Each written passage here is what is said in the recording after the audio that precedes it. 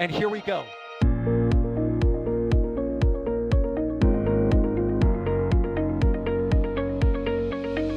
have liftoff. Propulsion continues to be nominal. R68 chamber pressure looks good. Following up. Roger, roll, planet. Water towers fly! Yes! Tango down to nominal. Flight downside FD off. Bring in FD off. Off.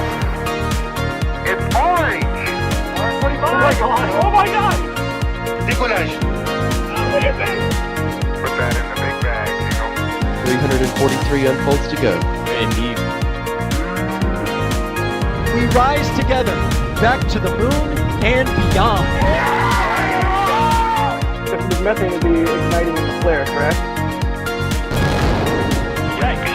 You good? Sure. We don't need any more of these.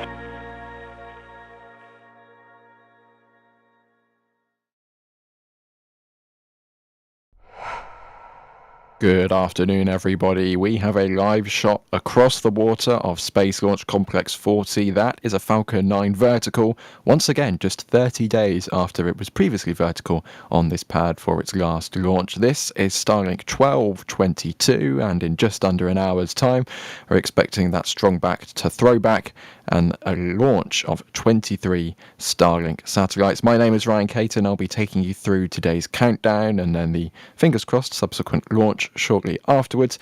And alongside me on commentary, it's someone who knows quite a lot about not only Falcon 9 but a lot of rockets. Alex, how are you doing this fine Floridian afternoon? I'm doing fantastic. Another Starlink, and you might see the view is different. That has an explanation. That's a Starship launch approaching. Yeah, we have Max and Dee heading out to Starbase to assist our coverage of Starship Flight 9. So, filling in, we have Julia, who's rolled out with the broadcast system, and we are set up at Cards Park looking across the water. How are you doing, Julia? I've heard it's quite sunny today. I am doing fabulous. Yeah, it's field trips with Julia this launch, and I, like you said, I'm at Cars Park. It is definitely feeling like Florida today. We are still preheating, but it is 90 degrees with a feels like of 100. Hardly any clouds in the sky, thankfully, because we do not want those afternoon storms, but I have my sunscreen on, and I am ready for a launch.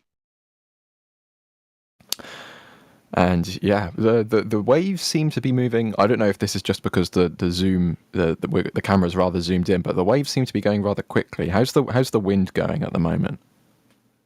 It's not exactly windy. It's just your kind of typical sea breeze, shall we say.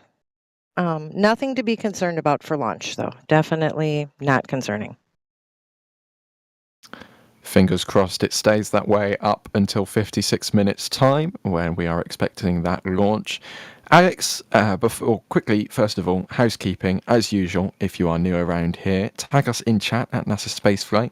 Any questions, any comments, that brings it into the queue that we have running here, so it just filters everything out so we can bring them on screen and answer those as well. And they don't have to be super chats, literally any comment, just at NASASpaceflight, and it comes into the queue, and we can see them all in there.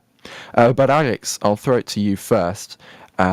First of all, how's that weather forecast looking for 55 minutes time, and what should we expect to see with today's mission? Because we've seen a Starlink launch before, but why not just run us through it anyways? Yeah, so the 45th Space Wing, the Space Launch Delta 45, they released their weather forecast a couple of days ago, and essentially we've got that, as you see there, that probability of violating weather constraints. It is 20% at the beginning of the window, which it's pretty much what we're hitting right now. We're hoping for that beginning of the window at essentially 1:19 p.m. I was looking at the UTC time, which will be 5:19 in UTC. And so you can see there, 20% probability of violation. That means 80% go. But because of the typical afternoon weather in Florida, if you go further into the window, you get further into the afternoon, and therefore the weather goes a little bit worse, shall we say. And so it essentially goes from 80% favorable weather to 60% favorable weather conditions. Now, as for today's mission, that one is a Starlink mission, of course. It's Starlink Group 12-22. We have a mixed batch of Starlink V2 mini satellites and Starlink direct-to-cell satellites, 10 of the Starlink V2 mini kind and 13 of the Starlink direct-to-cell kind going on this mission. Now, this one is a Group 12 mission, which means it goes to a 43-degree inclination orbit, right? So it's going to head southeast. So essentially sort of like going to the right and a little bit back from this perspective that you see here. Other than that, well, it's a bit your ordinary Starlink mission, right? In some senses, there you go. That's the southeast launch trajectory. These are the hazard maps for both airspace and navigational hazard warnings and things like that. And, as usual, that landing will be to the northeast of the Bahamas. There'll be that drone ship, Chauffeur of Gravitas, will be out there waiting for the booster. The booster flying today is a veteran one, B-1069, flying on 24th mission. We'll talk about that as well later on the broadcast. Some of the missions it is famous for and things like that. And of course, the fairing is also reusable as well. So it's going to be recovered by ferry recovery vessel Dog. So that's sort of the breakdown of what's the weather and mission and everything. So I feel like that was a satisfactory answer, I guess. Very Alex answer, I know. But Yeah, this booster entered the fleet all the way back in 2021, all the way back in the, well, not nearly the before times, but 4 days before Christmas 2021 with a CRS-24. So this booster has flown some important missions in the past. We'll hit those as we get through the count. For now, though, I'm going to go through some questions we've been getting in the first 5 or so minutes here. First of all, we have this question from someone called D Wise. I'm not quite sure who this is. Never seen them in chat before. They're asking what the 4 towers are for. So, Julia, do we know what the 4 towers surrounding the launch pad are used for? Well, I do indeed know that answer, and I do know that we also have a video that answers that question in great detail, but those are lightning protection towers. And those are very necessary in Florida in some way, shape, or form to keep lightning away from your rocket. And I would like to ask a question of D Wise. I sincerely hope they are not typing while driving. Are they? I agree. I am hoping that they pulled over and did that all properly. Let's have a look through here. Alex, maybe you can have an Alex answer to this one. Severin Fisher is basically asking, have they decided on a name yet for the new Crew Dragon? Well, they might have already by now, but we don't know, right? They're going to be talking about it closer to the launch. It's the crew, the one that decides that, and so far the crew hasn't said what the name is going to be for that capsule. So far it's just C213, that's its serial number. C for capsule, 2 for Dragon 2, and then 13 because it's the 13th Dragon 2 capsule that they've built. And so that's pretty much what we know so far. I'm hoping they have a really nice name. I don't know. It's not going to beat Endeavor, though. Endeavor was a really nice name. I think they should name it Discovery. Yeah, right. Sure. Why are you batting that away? I think that's genuinely a really good name for a spacecraft. I think it's, you know what, I dare I even go as far as saying it's the best name you could give a spacecraft. The best name. Nothing? Okay. Moving swiftly on. Let's not discuss that. Atlantis. Is that a obligatory Space Coast defensive answer, Julia?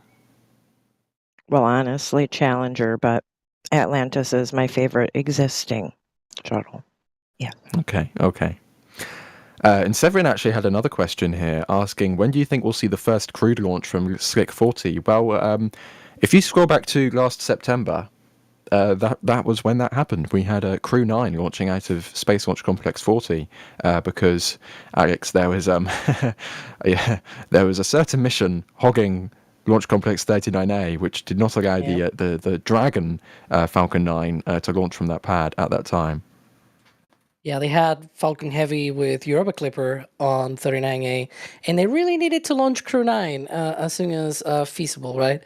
And so, yeah, they had to use Sleek 40, but hey, at least they got that out of the way because they were sort of working on that certification to certify that pad for crew missions and everything. They did a cargo mission and all, and then it was like, sure, someday we may launch crew, and well, they got it out of the way.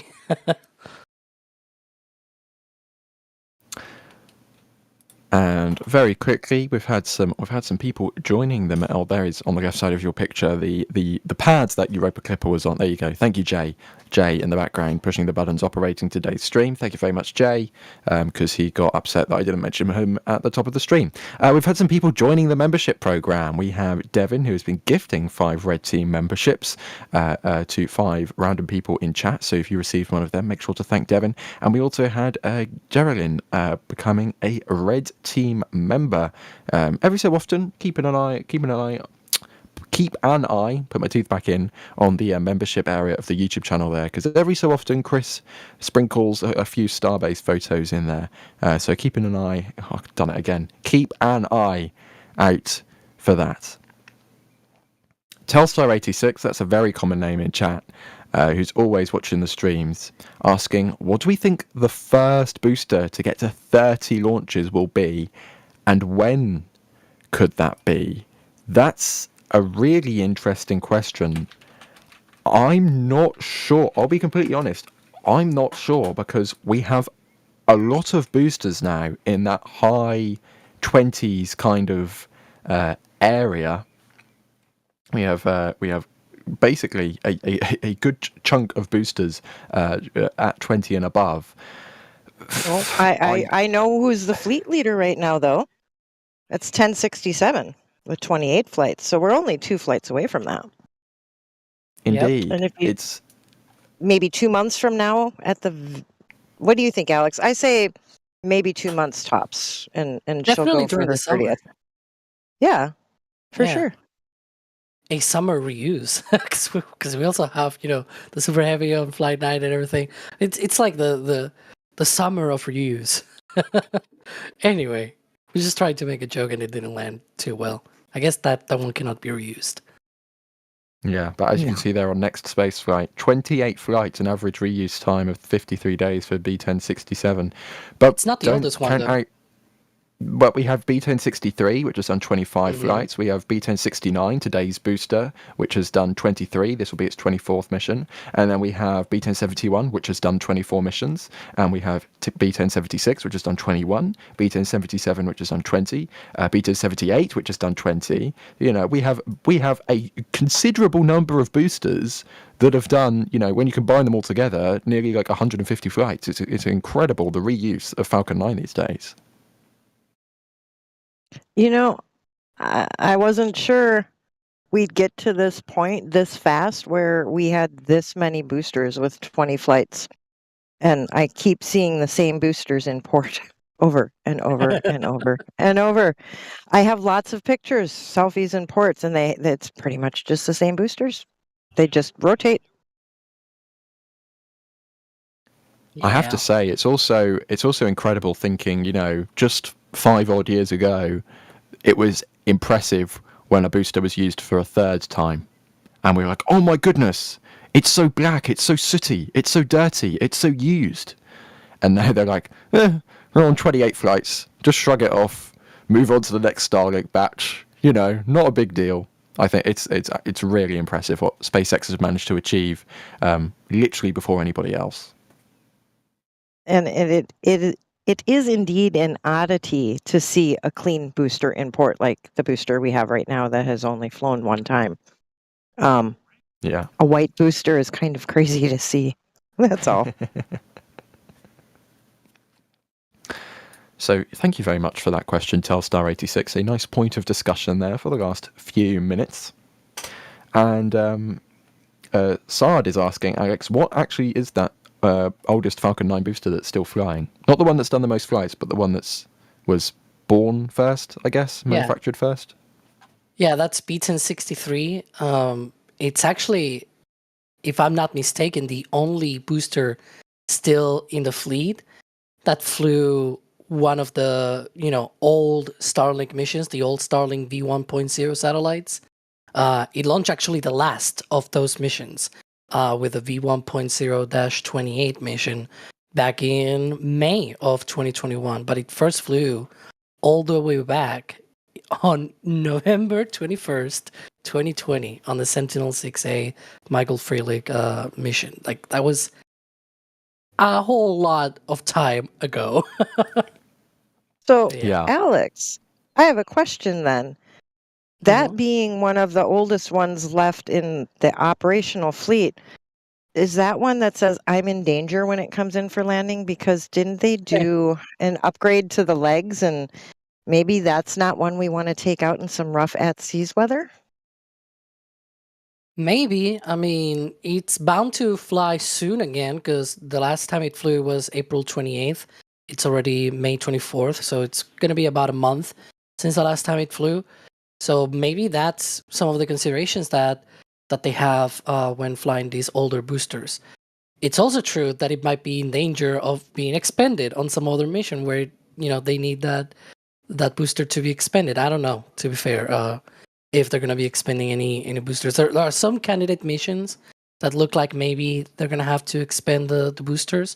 And that's what these older boosters are for, right? Like, after they have had so many missions under their belts, it's like, well, final send-off, just yeet that payload. Yeet your free flight, basically, because it's probably paid for itself by then. Yeah. By then, it's pretty much already paid off. And the thing with B1063 that is kind of amusing to me is the fact that it launched a failure. It launched Starlink Group 9-3, which failed to reach orbit because of an anomaly on the second stage. So that mission is like, we list that mission as a failure because it failed to deliver its payload to orbit. But the booster came back successfully, and it's been reused. What is that, like 6 times since? That's just very funny, in my opinion, that we have a mission classed as a failure, but the booster did nothing wrong. The booster performed 100% fine, and it's been used for 6 successful missions since. Poor booster didn't do anything wrong. It was the second stage, the one that was off. It happened also with Electron. Like, for a moment, Rocket Lab was recovering Electron boosters. One of those was recovered while the second stage failed, and so the mission was a failure. I'm probably sure, like, if Jay goes and tries to find that out on next spaceflight, it's also there, where they recovered the booster, but the mission failed because the second stage had an issue as well. Ooh, he's doing it. Hang on. See, this way you can learn how to use next spaceflight, so it's not a bad thing that we're doing this. Let's see. Nextspaceflight.com. Get it on the App Store. Get it on the Google Play Store. Let's see if you can find these things quicker than I think it's Jay an earlier can. one than that one. Yeah, I think you might have to click the next page in the bottom right. Let's have a look. Oh, there we go. That one. There you go. Running out of toes? Is that one? Yeah. I think that was the details. The 20th one, right? There you go. And so they recovered the stage, 20. But the mission did not succeed because it was not able to put their payloads into orbit.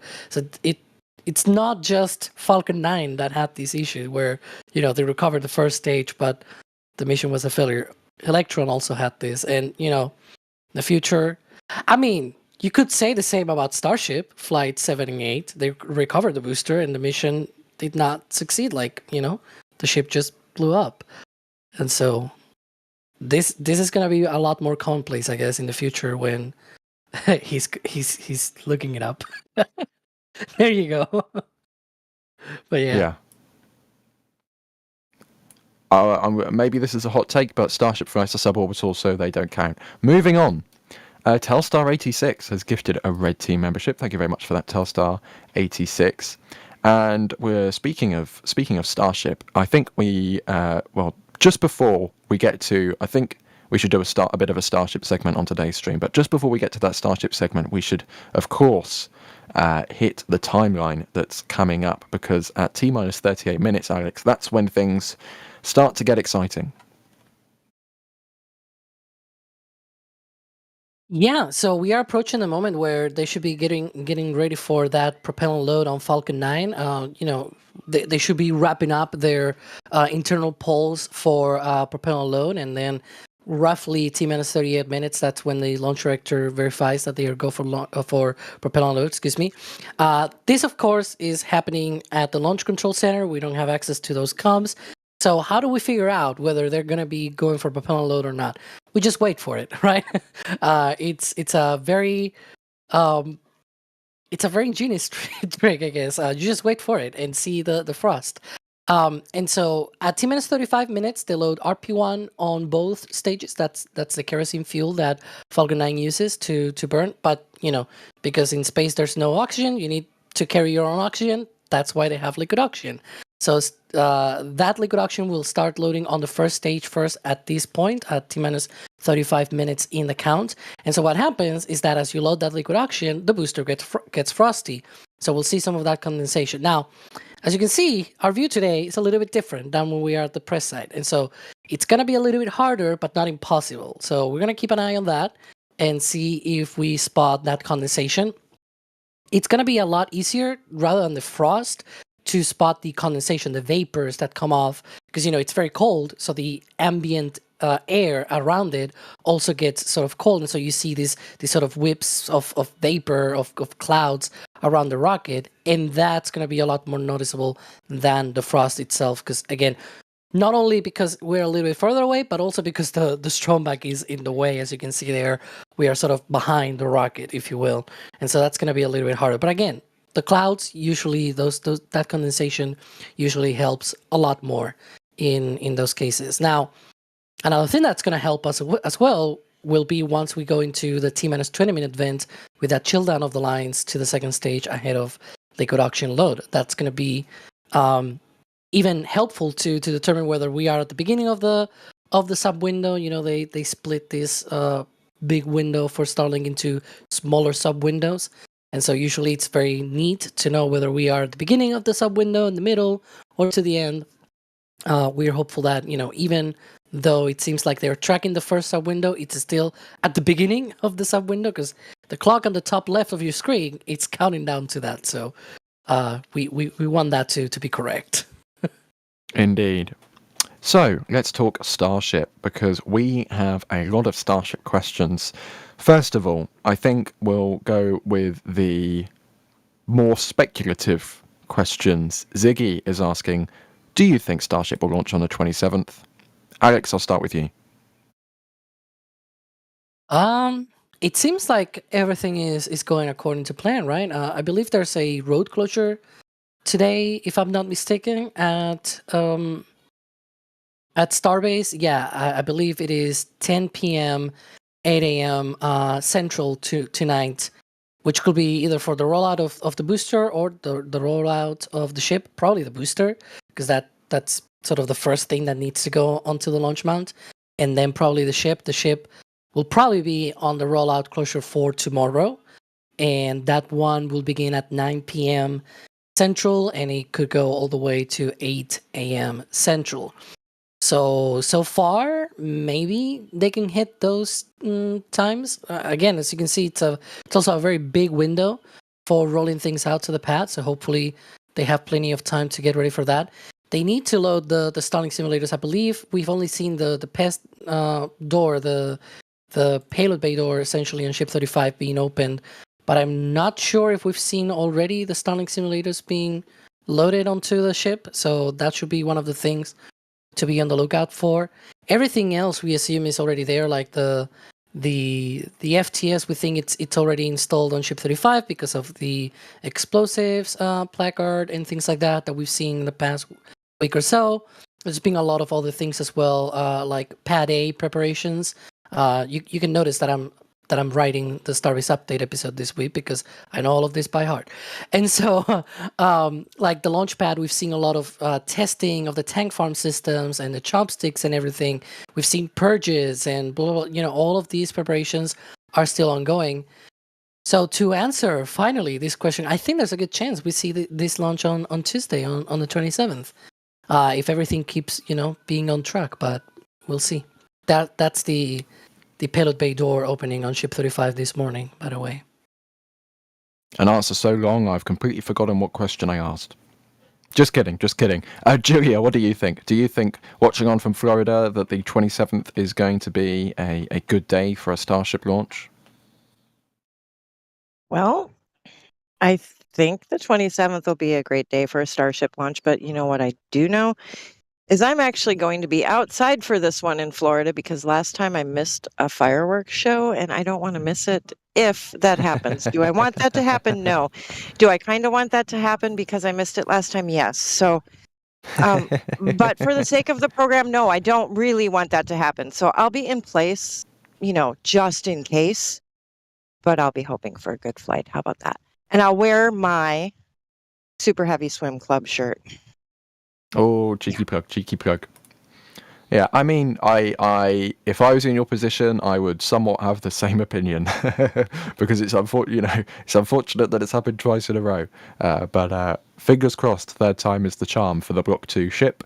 But if it isn't, then we'll have some pretty views. So you win some, you lose some.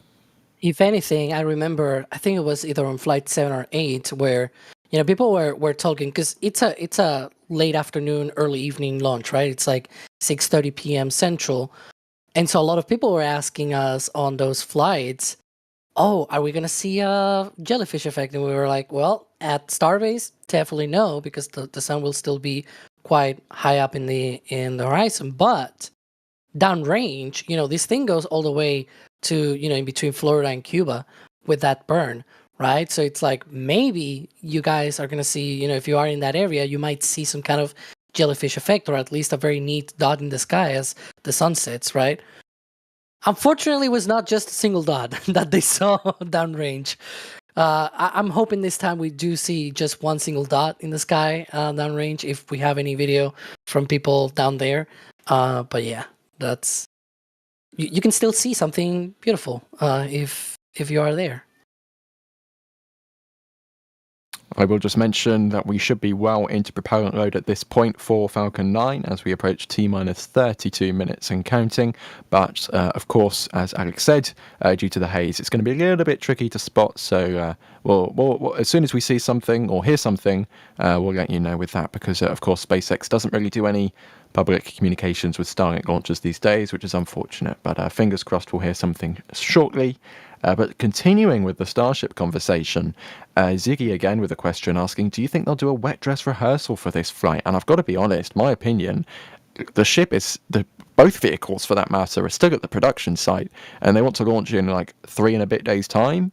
Like, it's going to take them a day to get out there, and it would take them about a day to do a wet dress rehearsal test, and then they'd want to fly the next day.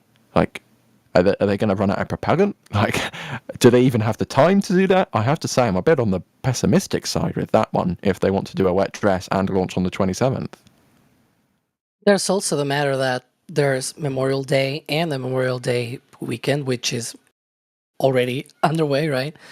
Yeah. They cannot close the beach during these kinds of holidays. And so that's why the only thing that they could do is transport things, because it's like a very temporary closure of the highway, and they don't close the beach. Like, you could in theory just go to the beach before the road closure happens and stay in the beach. The beach is not closed. You can be there, right? And then come back once it reopens after the transport. And so that's one of the things. The other thing as well is like, when would you do the wet dress if you cannot close the beach? There's today, tomorrow, Monday, and then the launch on Tuesday. It's like Monday, it's Memorial Day itself. So it's like there's no days. If you want to have a wet dress, you will have to go, I don't know, to Wednesday or Thursday with this launch. just very briefly in the live picture on the right hand side there. I promise that is not Jack on his way to the Indian Ocean in his kayak. I can tell you that for a fact. Anyways, with Starship, yeah, I completely blanked on the fact that it's Memorial Day, so they literally cannot close the beach rather, to do any testing. So there's no way they can do a wet dress rehearsal if they want to launch on Tuesday. Yeah, Fun facts, everybody. Uh-huh.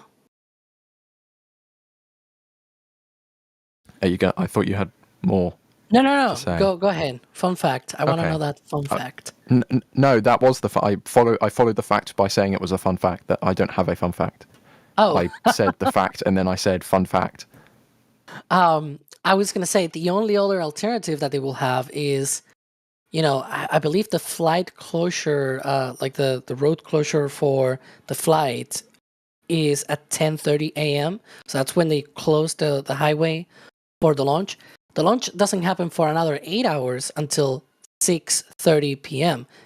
In theory, if they wanted to, they could close the road, they could close the beach, they could close the launch site very early in the morning, and during the pre-noon and like right afternoon time frame, they could do some kind of small test or something. Like, definitely not a full-on wet dress rehearsal because the time that it will take to then offload and everything and review the data, but maybe some kind of small proof testing. That's the only way that I can see some kind of this testing happening for this flight. Other than that, it will be rather hard to see that.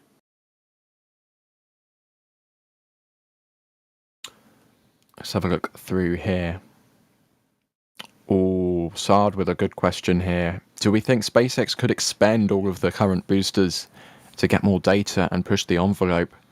I mean, Julia, that's what we saw with Falcon 9, right? I was literally just saying, 5 years ago when a booster did 3 flights, that was extraordinary. Now they're up to 20 odd, nearly approaching 30 flights. In the Block 3, Block 4 days, they'd, fly them a couple times and then throw them into the ocean. So do you think SpaceX could approach something similar with like basically kind of replicate almost what they did with Falcon 9 with Super Heavy? Yeah, I think that's kind of the case. You have to learn your limits, and those limits aren't just at launch. It's during payload deploy. It's also during landings and recovery, and sometimes it means you have to expend some boosters. And I believe Alex was talking about this not too long ago, how that cadence changes, and probably think that yes, Starship and Super Heavy are probably going to follow along those lines. Indeed. And we actually have a 4.99 super chat from Telstar86. Thank you very much for the support. With Flight 7 and 8 not going to plan with the ships, how accurate is the Flight 9 patch given the changes to the flight plan? We're not revealing it to the full stack, but I can confirm. Well, actually, I can no longer confirm this because of something that happened, and I won't go any further before I leak something. Stop it. You're gonna leak it.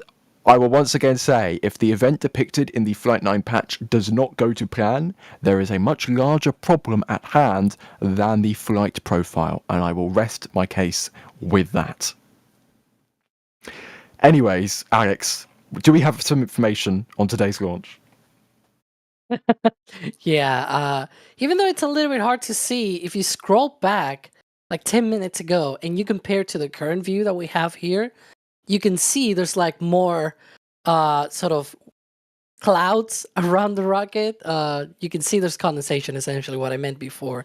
You can sort of see, in fact, where the rocket is, sort of where, there's like one of the lightning towers to the left of it, sort of near the bottom. You can see already some of that condensation sort of going to the left of the rocket there. Sort of, around that sort of location. So there's condensation, there's propellant load already underway. So in about 5 minutes from now, almost to the second, we should see that T-minus 20-minute vent indicating that they are chilling down those lines for second stage LUX load. So neat. And we actually just had a question in chat asking what a WDR stands for. And as Chris B very usefully did the Nightbot command, !WDR. I'll read the Nightbot command. This means wet dress rehearsal, where it's everything minus the engine ignition, which is very accurate because it's where pretty much every rocket in the world does or has done a wet dress rehearsal. Essentially, you just fuel up your tanks to your flight levels, you do all of your pre-launch checks, but you just don't ignite the engines. So you go pretty much all the way up to T-0 and you just don't ignite your engines. And that's one of the many acronyms we use, not only in the Starship program, but also in just spaceflight as a whole. But speaking of acronyms, if you want to learn about all of the acronyms you will ever need to know when watching any of our coverage, we just released a video. Das hosted a video all about the Starbase acronyms. So make sure to go and check that out. It'll be the latest video on the channel when you go to the channel page. But there you go. BQD, GSE, OLM. What on earth do these things mean? Go watch the Das video. You'll find out all about it.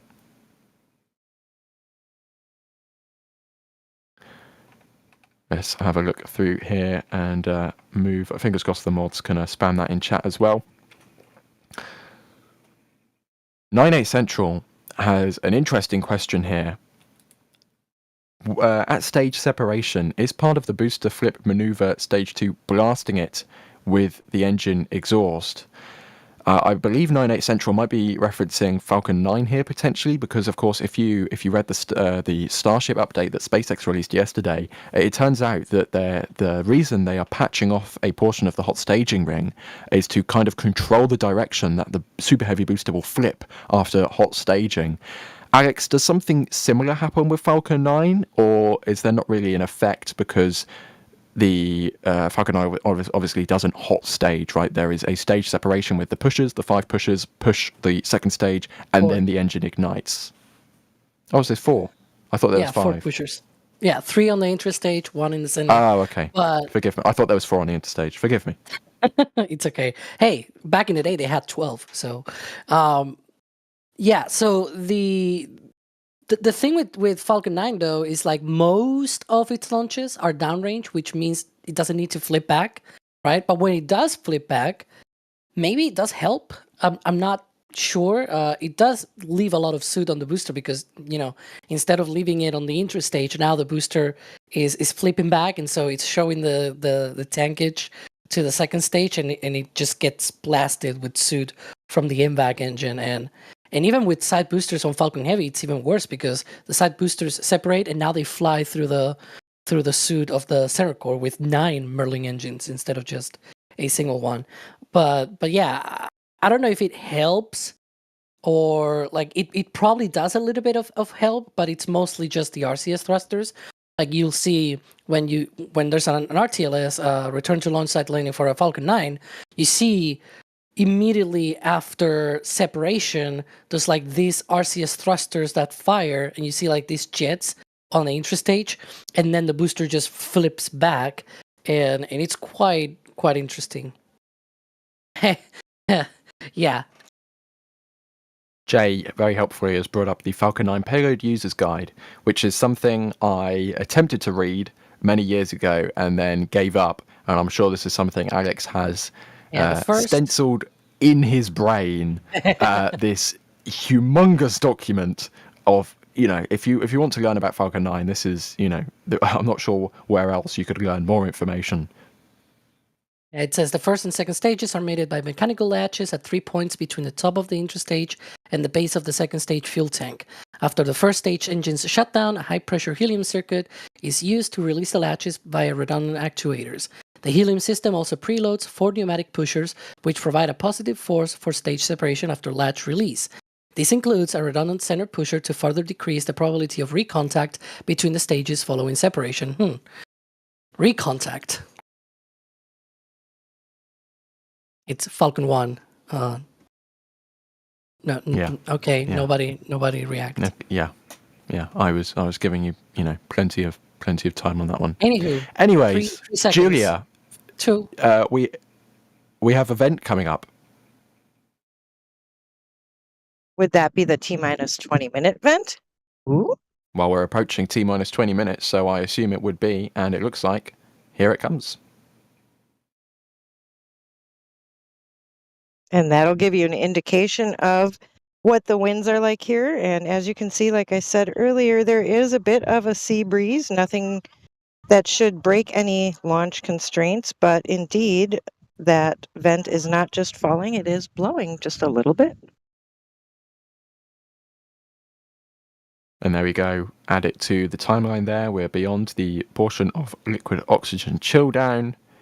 Alex, we've heard it before, but why not? For old time's sake, what is the reason for this T-minus 20-minute vent? Yep. So, a lot of liquid oxygen is about to be loaded onto the second stage. I believe it's somewhere around 70 metric tons of liquid oxygen on the second stage. And so they need to cool down that line that goes to the second stage, that umbilical line to the second stage. And so, because that liquid oxygen load, as you can see there on that timeline, it's going to begin at T-minus 16 minutes. So about 3 minutes from now. So in about, in a span of 4.5 minutes, they take that time to fill out a little bit of that liquid oxygen through the line. Of course, the valves to the second stage are closed, so you need a way to vent the remaining liquid oxygen that you're pushing through the line, and that's what that vent is for. Essentially, venting some of that gaseous oxygen that is created by, because you chill down the line, the oxygen becomes warmer, it boils off. You need to vent that. Indeed, and if you just saw our clock jump 10 seconds there, don't worry, we're not time travelling. We're just adjusting things on our end as we, of course, try and align our clock as closely as possible with the events we're seeing on screen because, as I mentioned earlier, SpaceX doesn't really release that much information anymore about their missions, so we kind of just have to observe and estimate, and that process goes all the way down to T0, trying to calculate exactly when this launch will be. And speaking of when launches may be, Jacked Axel is asking, when do you think the next Falcon Heavy to launch? I assume you're asking when the next Falcon Heavy will launch? Julia, it's kind of difficult to tell, should I say, because we had lots of, well, I say lots, but a reasonable cadence of Falcon Heavy over the last few years since it returned to service in 2022. But we've had a bit of a lull. It's not very heavy on the Space Coast. Ha ha ha ha. You're right. We go in streaks with Falcon Heavies, and I think part of that is just because that is a different TE. The pad turnaround tends to be a little bit longer in between those. And I don't think we're going to see another Falcon Heavy launch until maybe the end of the year, like late fall, toward the end of, so we'll say Q4. Although I'm not even sure what payloads we have that require it right now, unless there's some sort of a transporter mission. Yeah, I mean, Falcon 9 has gotten to the point where it can loft so much mass into space. Falcon Heavy is kind of, dare I say, it's losing its market a little bit. A lot of missions that were going to, fly on the original Falcon Heavy design all the way back, however many years ago now, and now fly on Falcon 9 because Falcon 9 has gotten to the point where its performance is so good. You don't need to pay for those extra two cores. Yeah, and we're even reaching the point where there's so many Falcon 9 missions that SpaceX has decided to fly, or at least they intend to fly, a Falcon Heavy core center booster as a Falcon 9 single stick, which we've never seen before. So that's also going to be pretty intriguing to see. On that T-minus 20-minute event now wrapping up as we progress further into the count. Julia. I was going to say, but you know what's kind of cool about that, though? It's kind of like you're breaking in your center core of the Falcon Heavy because the technicians out at Cape, they know the ins and outs and the quirks of each one of these boosters after seeing them fly so many times, that it's actually the ones that are flying for the first and second time that tend to be the fussy ones until they learn each of those boosters' quirks and their engine's quirks. So maybe that's why we're choosing to fly, that center core, break it in so that by the time we have something that they are ready to fly on a Falcon Heavy, they already know that booster's quirks and that mission should go as planned. And Julia, we have a question in chat here asking that bridge that we can see. First of all, I'm asking, do you know what bridge that is? And second of all, can you stand on that during launch? That one just over the water there, as we view on from I know Carl's Park. exactly which bridge you're looking at. You are looking at NASA Causeway East, and that is the bridge that goes between Kennedy Space Center and the 45th Space Wing, or Delta 45. That is not somewhere that the public can go. That is a badged area, and that bridge will be due for upgrades in the, well, I would say near future, but not so quite near. We're doing studies on it now. That is the sister bridge to the NASA Causeway Bridge that most see public side kind of by Titusville. Again, though, that is not a place where you can watch launch. That is federal land and an egress in case of emergency coming off of Cape. So, with that being said, if you're looking for a great place to watch a launch, I am at Cars Park today. The public is welcome to come for $5. There's Jetty Park just south of here. There's all of Titusville, anywhere along US 1. Great spots to watch. And guess what? We even have a video for that question. And if I remember correctly, all the way up in Titusville, there is actually a bridge you are allowed to stand on during launch day because it's, so far away.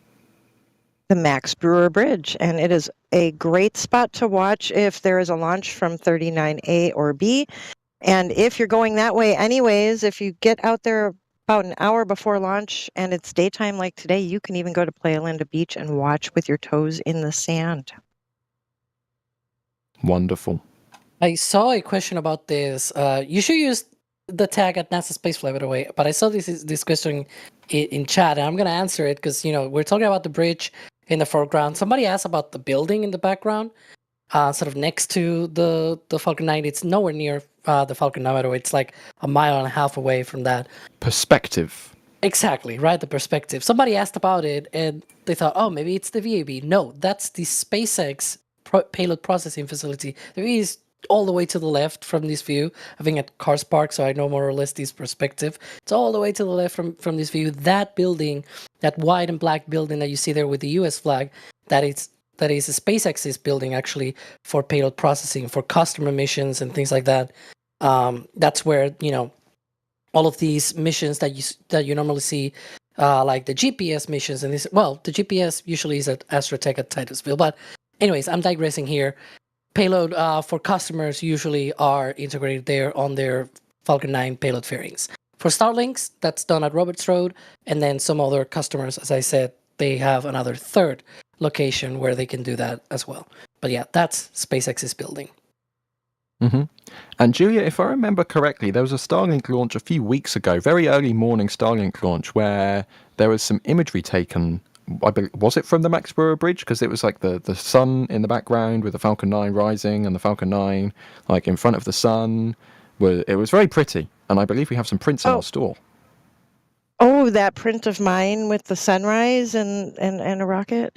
That was actually, gosh, almost 2 months ago now. But yeah, that was actually from Rotary Riverfront Park on US 1. So like I said, there's great places you can just pull over and watch a launch, and that particular day, Rotary Riverfront Park. So lots of great views, especially those sunrise views. What a way to watch a launch.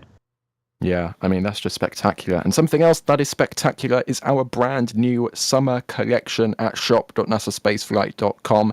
If you want to get ready for summer, your super heavy splashdown summer, there is one way to do it, and that is to pick up one of our new Hawaiian shirts made in the United States of America. We also have, look at that. Look, we've got little dragons with dolphins swimming around them like we saw on the Crew 9 splashdown. I mean, just look at that. That's absolutely beautiful. Beautiful design.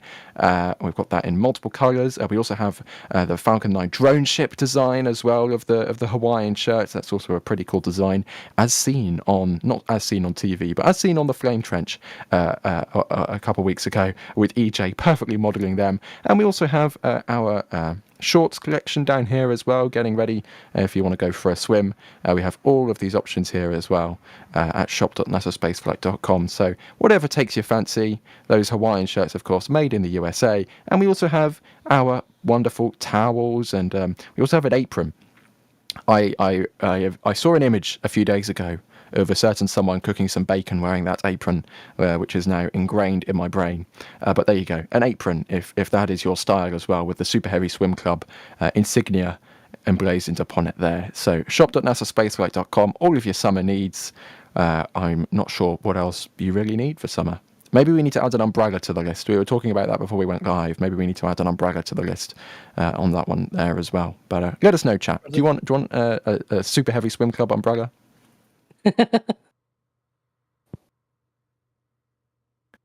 But there we go. And with that out of the way, we're now under 10 minutes to go until the launch of Starlink 1222. We have booster B1069, which is vertical at Space Launch Complex 40 at the Cape Canaveral Space Force Station in Florida, of course, on the east coast of the United States. And Alex, this booster has flown many, many missions before. You said, as we got later into the count, that we go through some of the missions this booster has flown before, and we are later into the count. So would you please go through some of the missions this booster has flown since it entered the fleet all the way back in December of 2021? It's 9 minutes to launch. There's been 23 missions of this booster, so I'll try to go fast. So we had CRS-24 with the leaning booster. That was its first mission for B1069. With CAT also as customer missions, also Hotbird 13F, OneWeb 15, and double launch, or rather double satellite launch of SES 18 and 19. And then, if you allow me, Starlink 423, 53, 56, 512, 69, 619, 628, 636, 639, 647, 657, 101, 109, 810, 108, 666, 123, 1221, and 674. Those are the numbers that, Starlink Group, and then the numbers and everything that all of these Starlink missions that it has done. 19 missions. 19 Starlink missions. It's kind of crazy. With all that, it has launched so far 612 satellites so far. And with this mission, hopefully it'll be going up to 635 satellites. So there you go. What a storied history for this booster. Yeah. And speaking of Falcon 9 launches and other launches, because other launches also happen from there, CM Vlog asking, do we go live for launches at Vandenberg? And when we have cameras available at Vandenberg, yes, we do. A few weeks ago, Jack was back out in California, and we went live for a Starlink launch out of there. We got duped by something that looked like a fairing and wasn't a fairing before the launch, and then the rocket appeared over the mountain in a completely different location than we were expecting. But it was still in the shot, so it was fine. It was fine. It was rather humorous at the time. So yeah, when we have the team, we of course go live for launches out at Vandenberg Space Force Base in California. And as we get into the pointy end of the count here, we have WB Hookie asking, or rather just saying, no question here, just wishing each and every one of you, NSF and chat, a happy and relaxing weekend. A relaxing weekend is something that we are looking forward to as well as we get ready for the Starship launch, because I can assure you, as we get into Monday and Tuesday, it is going to be rather stressful as we get all of the cameras, over 30 cameras, getting that ready around Starbase as we get ready for Starship Flight 9. Of course, as we endeavour as always to bring you the best coverage possible for all of these launches that we have the crew out available to support. Of course, as you can see here, we don't have Max or D on today's stream because they are currently en route to Starbase getting ready for that launch in approximately 72 hours' time. So here we go, approaching 6 minutes to go. Some final few things in the count are going to be ironed out shortly. About a minute ago, Alex, the Falcon 9 engine chill would have started, and over the next few minutes, we're going to start seeing some things in rapid succession. Yeah, so right now they should have already gone, into engine chill on those Merlin engines of Falcon 9. We've also probably have gone through by now on this point of the count through the RP1 load on the first stage. So all of the kerosene is loaded on the rocket. Up next should be that Stromback retraction.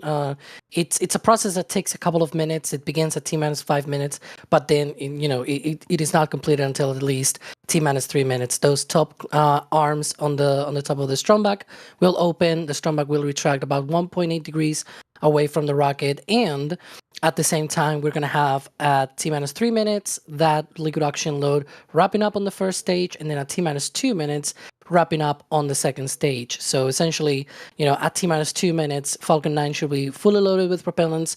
We're going to see a lot of venting from the Stromberg and everything as they clear out all of the lines, getting ready for that liftoff. You don't want anything left on those umbilicals at the time of liftoff, just in case, right? Something were to happen. Then T minus 1 minute, Falcon 9 enters startup. That is when the ground computers hand over control of the count to the onboard computers on Falcon 9. And so it starts a lot of automatic checks and everything. The tanks go up to flight pressure and things like that. And finally, we hope to get that go for launch from the launch director around T minus 45 seconds. So let's cross our fingers and knock on wood to get a launch in 4 minutes and 19 seconds from now. Indeed. Starting to get a little bit tense. And fingers crossed that strong back retract is well underway at this point. We can see condensation. Has started. There we go. Thank you very much, SpaceX. Just as I was, they're obviously listening to the stream and then decided to do the strong back retract when they heard me mention it, and they're like, oh, we forgot. Let's retract the strong back, and there you go. You can start to see it slowly swing back there. Of course, it'll do its proper full swing back at launch, and we can see some condensation just gently flowing off the vehicle there in the breeze, the Floridian breeze here. I do have to say, those skies. I don't have to embrace the temperatures and the humidity, but those skies do look rather nice, at least visually. You see that very toasty Fahrenheit on sort of the non-transporter side of things of that Falcon 9. I think that's seal number 185, maybe, because this will be its 31st flight. I'm still trying to see some of our colleagues from NASASpaceflight if they think it's that Fahrenheit, but that will be quite an interesting milestone. Indeed. Well, we were talking about boosters getting to 30 flights. Speaking of fairings, maybe that's now approaching over 30 flights. Of course, as we get into under 3 minutes to go now, Julia getting ready to track this launch off of the ground. So good luck with that, Julia. I'm not sure if she's already headed off or if she's still with us just for a moment.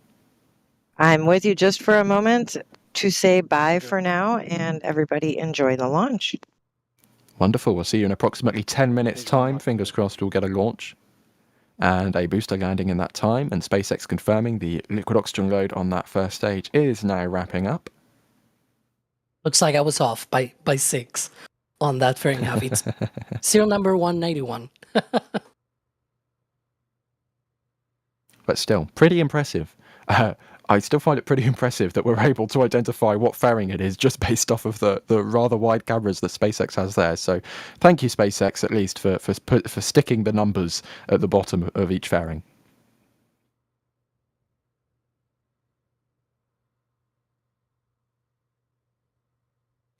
Here we go. Approaching the final few moments of the count here. Stage 2 locks the complete. SpaceX reporting liquid oxygen loading is now finished on the second stage. As we will now approach those final pre-launch checks. The propellant tanks getting pressurized. And the launch director will of course verify go for launch in those final few moments of the count.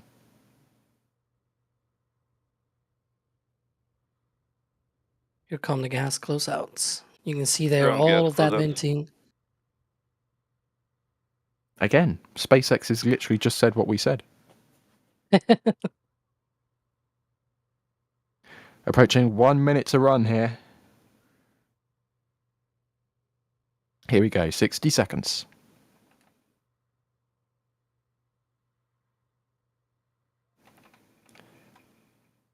Sky's looking clear. Weather looking acceptable for this opportunity. Falcon 9 is in startup. And we are in startup of the Falcon 9. Approximately 30 seconds left to go. Launch director, go for launch. And SpaceX is go for launch of Starlink 1222 from Space Launch Complex 40 at Cape Canaveral.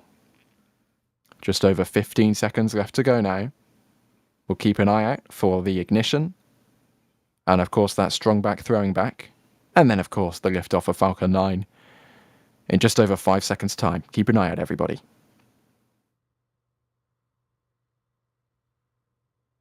And there's ignition.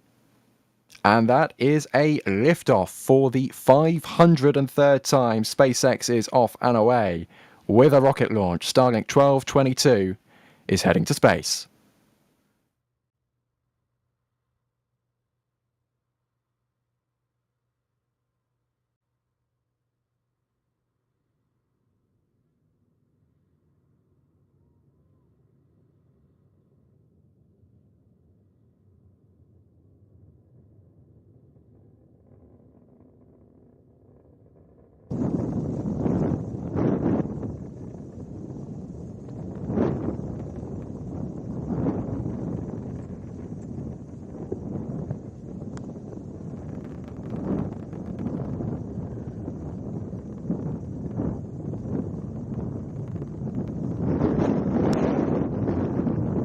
Oh, that is a beautiful shockwave from the front of Falcon 9 as we just go through 60 seconds into flight, approaching max Q, that period of maximum aerodynamic pressure. That was absolutely stunning, reflecting off of the Floridian sun as Falcon 9 ascends into space.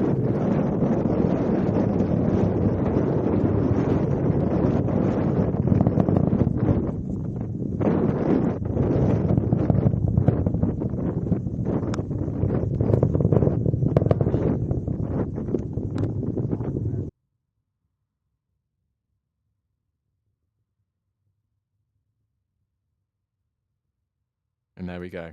Approaching T+145, Falcon 9 doing a little bit of a dog leg, you can see there, as it passes around the Bahamas. That exhaust is starting to expand as we get our robots tracked on the vehicle now.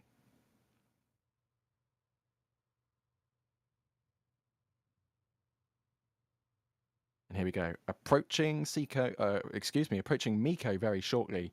In just over 10 seconds time, we'll see those engines shut down, the plume taper off, and separation of the booster and the second stage.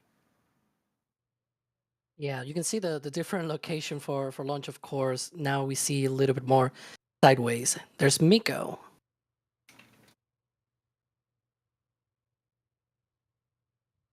That looks like MVAC ignition.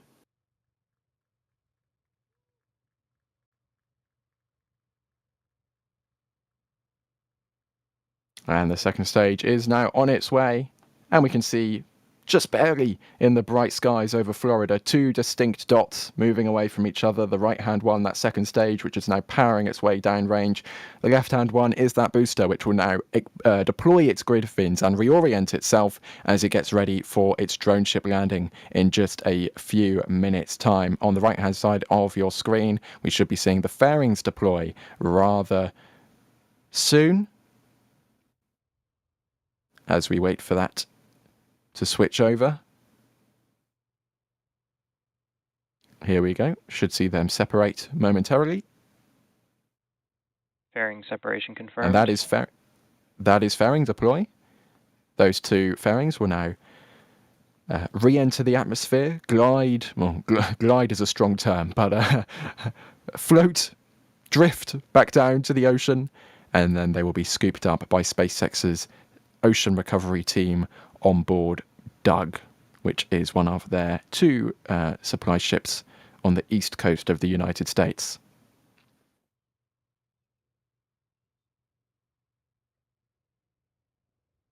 Falcon 9's booster now reorienting itself as it starts to slow down as it approaches apogee. It has so much momentum at this point that it's still actually traveling in a upwards direction, and then when it reaches its highest point that it will reach during today's mission, that's called the apogee, and then it will obviously begin to descend beyond that point on its suborbital trajectory.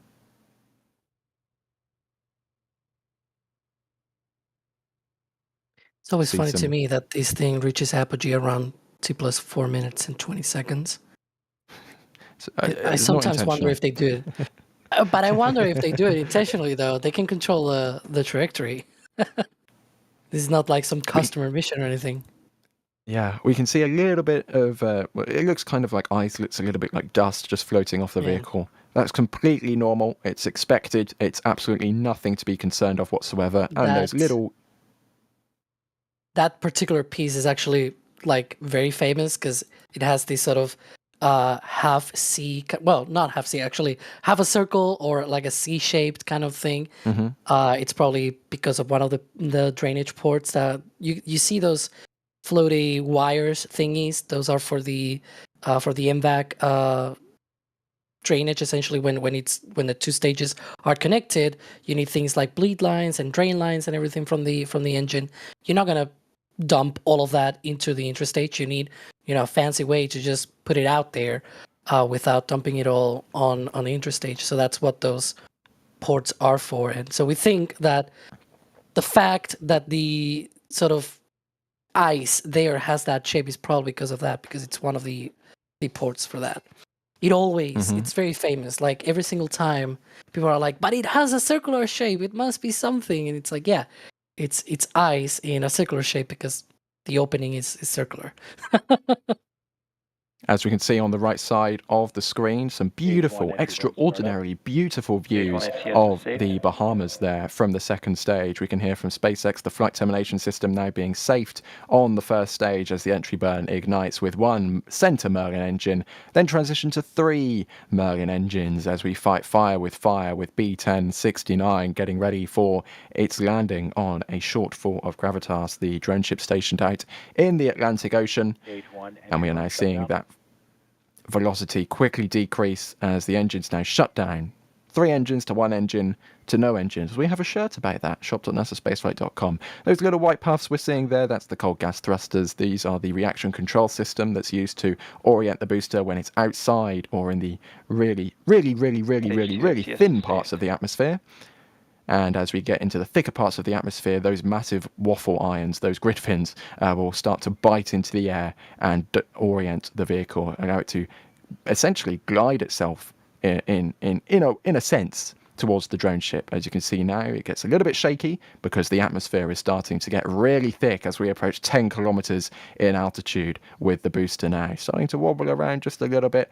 Those grid fins now coming into effect. We'll see them steer ever so slightly shortly, and I believe we can also see a little bit of vapor coming out as we go through the transonic regime there. A little bit of vapor in the atmosphere on the booster's camera there. We can see the clouds approaching. Oh, this is absolutely stunning from the booster. This is incredible imagery. Oh, through the grid fins as well. That's really, until the free ferries, that was really pretty. And it's back. Nothing to worry about. And we should see the drone ship coming up ever so shortly. Yes, this is beautiful. We can see the waves. We can see the clouds. And the landing burn is starting up. There go the grid fins. And we can just see the drone ship on the sea. Here we go now. Look at the shadow. Landing legs. Look at that shadow. Oh, this is incredibly beautiful. Here come the landing legs. This is the most beautiful landing I have seen for quite some time, and for the 110th time, that is stage 1 landing confirmed on a shortfall of gravitas. What a spectacular Starlink launch out of Florida today. And we go back to the second stage to keep an eye on that Merlin vacuum engine as it should shut down in a few seconds' time.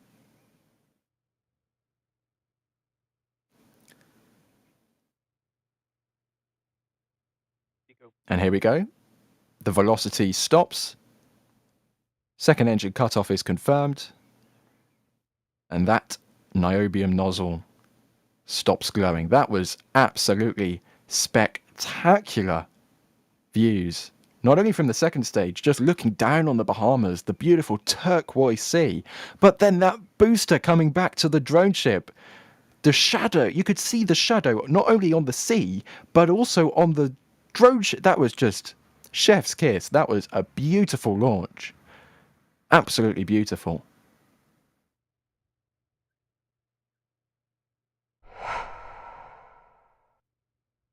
And this is a picture from Julia of liftoff. Just absolutely spectacular. Absolutely beautiful.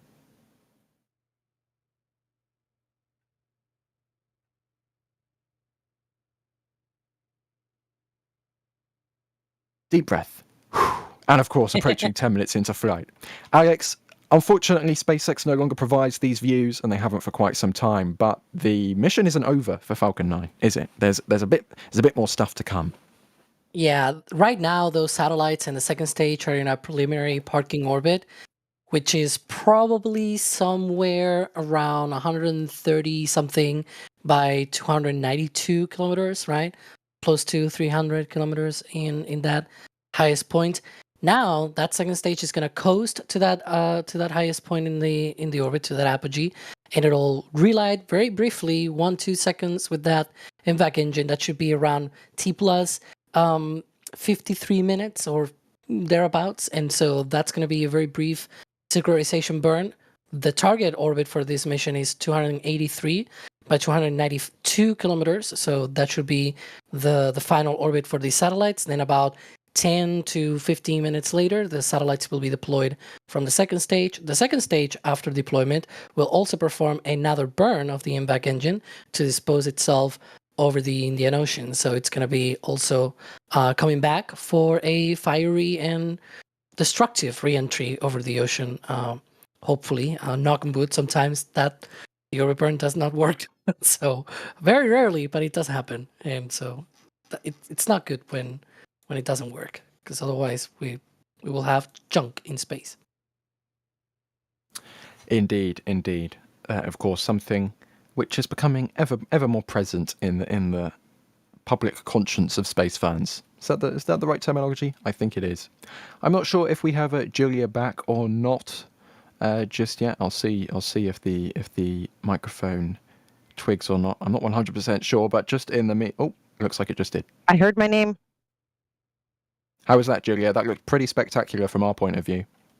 It was pretty spectacular, and I was able to track it basically till Miko, and then, no lie, the sun was directly in my face. So sorry about that, y'all. Miko was a stretch for us with the Florida sun today, but I hope y'all enjoyed it. It was a beautiful launch. The sound was nice. I think that's because it was literally blowing right toward us. So that was good to get that out under our belts, because those dreaded clouds are starting to move in. It is Florida, and it is the afternoon. So yay for launch and landing before any storms.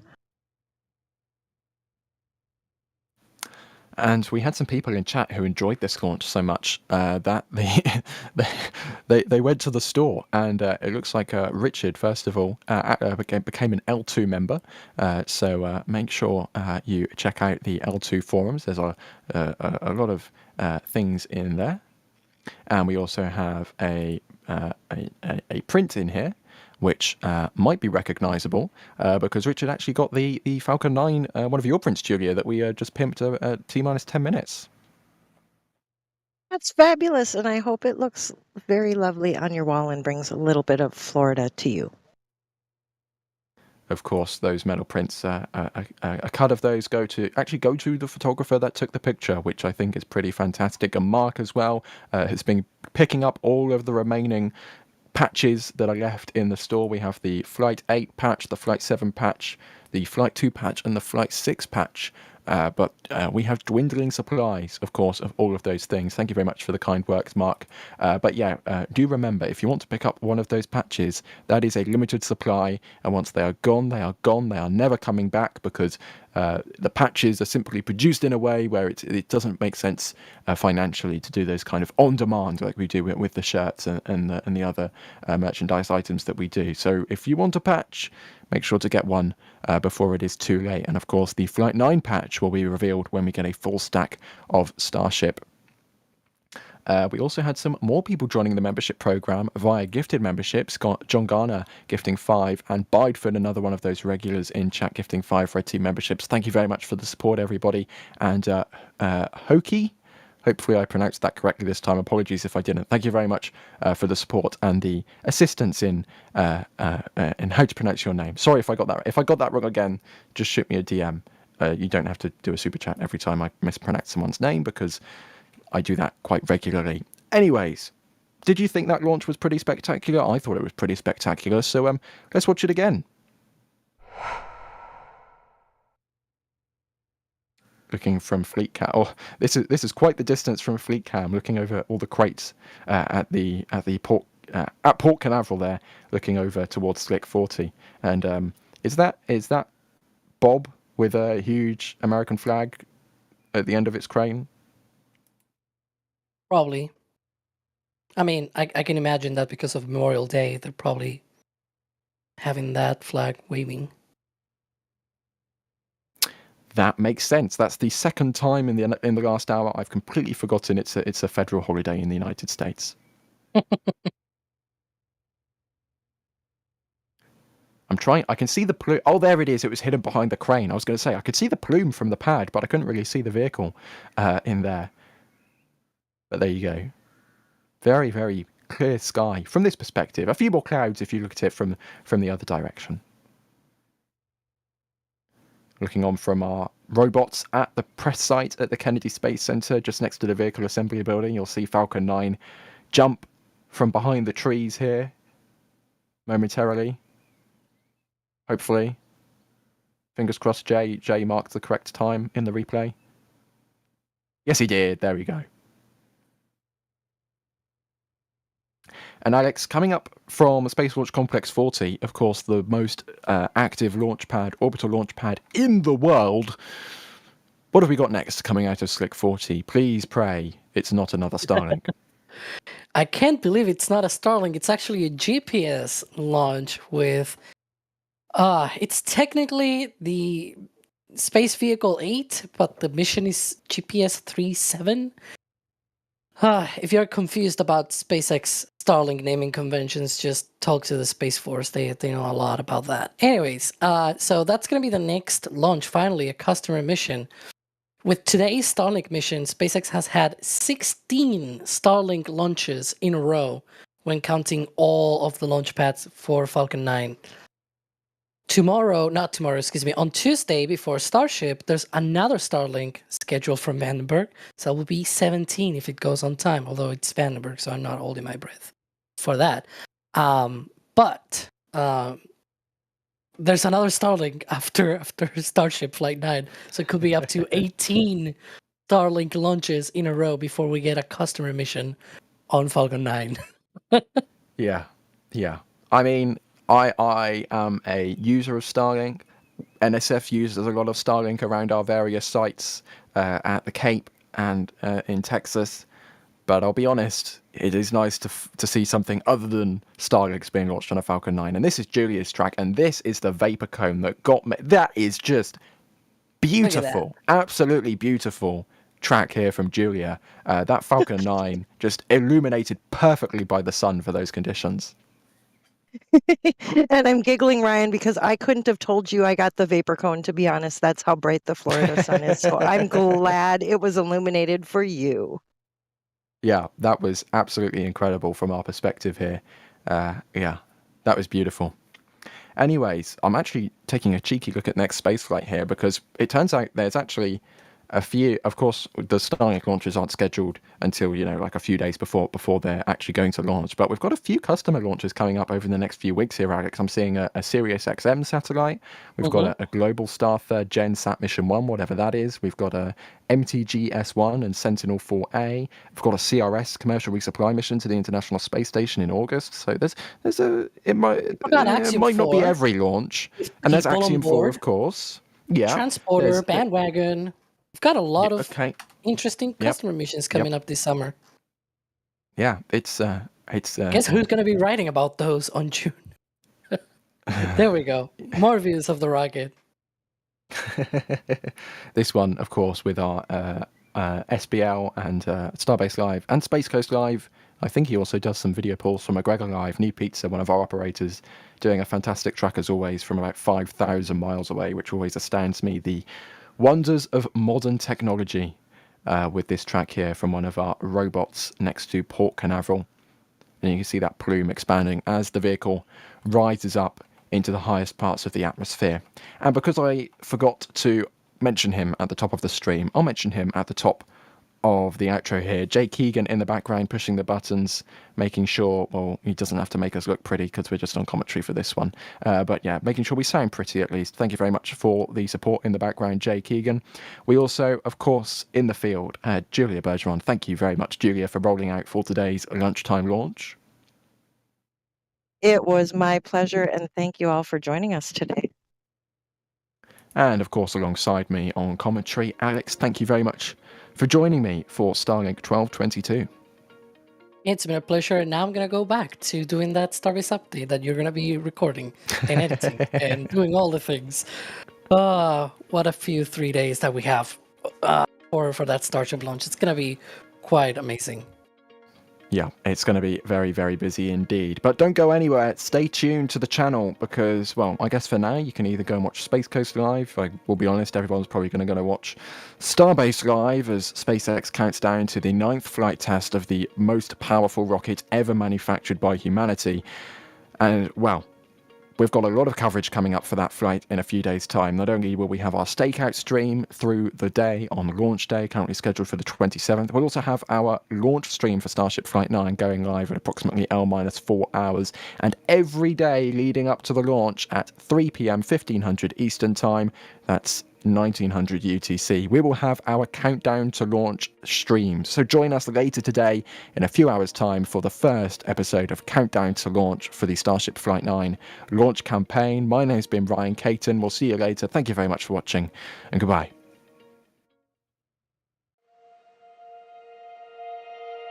And here we go.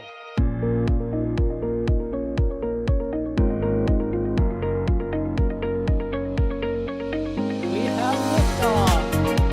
Propulsion continues to be nominal. R68 chamber pressure looks good.